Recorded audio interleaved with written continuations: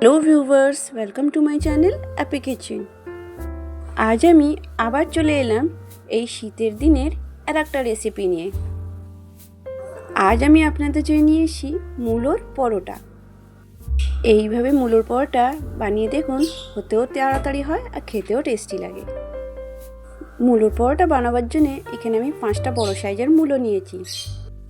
মূলোর খোলাগুলো আমি পিলারের সাহায্যে ছাড়িয়ে নিলাম। মূলোগুলোকে ভালোভাবে ধুয়ে নিলাম আর গ্রেটারে বড় দিকটা থেকে মূলোগুলো ভালোভাবে গ্রেট করে দিচ্ছি। এবার মূলোর মধ্যে আমি নুন দিয়ে দিচ্ছি। মূলোগুলো নুনের সাথে মাখার আগে একটু হাতে তেল মেখে নিলাম। এবার মূলোগুলোকে নুনের সাথে ভালোভাবে মিক্স করলাম।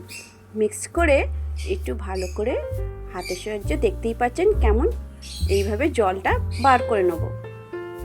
মূলোর থেকে দেখতেই পাচ্ছেন কতটা জল রয়েছে, মূলোটা কেমন ঝরঝরে হয়েছে। তেলটা আমি এই জন্য মেখেছিলাম যাতে হাতে জ্বালা না দেয়। তারপরে একটু ধনে পাতা কুচি নিয়েছি আর কাঁচা লঙ্কা কুচি নিয়েছি। এই কাঁচা লঙ্কা কুচি আর ধনে পাতা কুচিগুলোকে মূলোর মধ্যে মিক্স করে দিলাম। এবার দিয়ে দিচ্ছি জিরে গুঁড়ো, ব্যাস, আর দিয়ে দেবো স্বাদ অনুযায়ী নুন।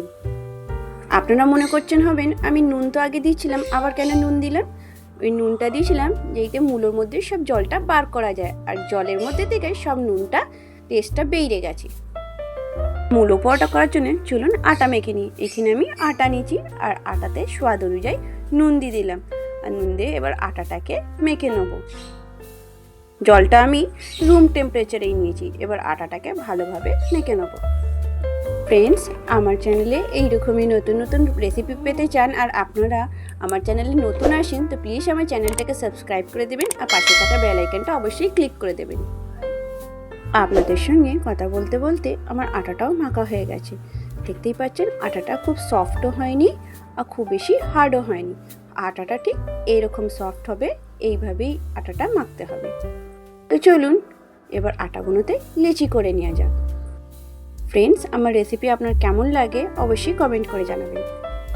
দেখতেই পাচ্ছেন হাতের সাহায্যে ভালোভাবে লেচিগুলো সব গোল করে নিয়েছি। এবার লেচিগুলোতে একটা বাটির শেপ করে নেব। লেচিগুলো বাটির শেপ করে দিয়ে ওই বাটির মধ্যে মূলোগুলো ফিল করে দিলাম। মূলোটা ততটাই ফিল করবেন যতটা ওই লেচির মধ্যে এসে যায়। এবার লেচির মুখটাকে ভালোভাবে বন্ধ করে দুটো হাতে প্রেস করে গোল করে দিলাম। এইভাবেই সব মূলোগুলো ফিল করে নিলাম। এবার চলুন এবার পরোটাগুলো বেলে ফেলি। পরোটাটা আমি আটা দিয়ে বেলছি, যেতে অল্প একটু আদাও যদি বেরোতে চাইলে এই আটারেতে বেরোবে না। কিন্তু দেখতেই পাচ্ছেন আমার আটাটা এত সুন্দর মাখা হয়েছে, মূলোটা একটু বেরোচ্ছে না। সে ফ্লেমটা অন করে প্যানটা বসিয়ে দিয়ে ওর মধ্যে পরোটাটা শিখতে দিয়ে দিলাম। পরোটাকে প্রথমে ভালোভাবে দুদিকে শিখে নেব। শিখে দিয়ে এবার ব্রাশে করে রিফাইন অয়েল দিয়ে দেব। রিফাইন অয়েলটা দুদিকে ভালোভাবে লাগিয়ে এবার পরোটাগুলোকে ক্রিস্পি হওয়া অবধি শিখে নিলাম। আমাদের মূলোর পরোটা দুদিক ভালোভাবে ভাজা হয়ে গেছে আর দেখতেই পাচ্ছেন মূলো একটু পরোটার মধ্যে থেকে বেরোয়ও নি, আমার পরোটাগুলো ক্রিস্পিও হয়েছে ভালো। এখানে আমার একটা মূলো পরোটা রেডি হয়ে গেছে। এইভাবেই সব মূলো পরোটাগুলো তৈরি করে নেব। ফ্রেন্ডস, আমার রেসিপি আপনার যদি ভালো লাগে প্লিজ একটা লাইক দেবেন। একটা মূলো পরোটা আপনাদের ছিঁড়ে দেখাচ্ছি কি কতটা মূলোটা পুরো পরোটার মধ্যে ছড়িয়ে গেছে। Thank you for watching my video.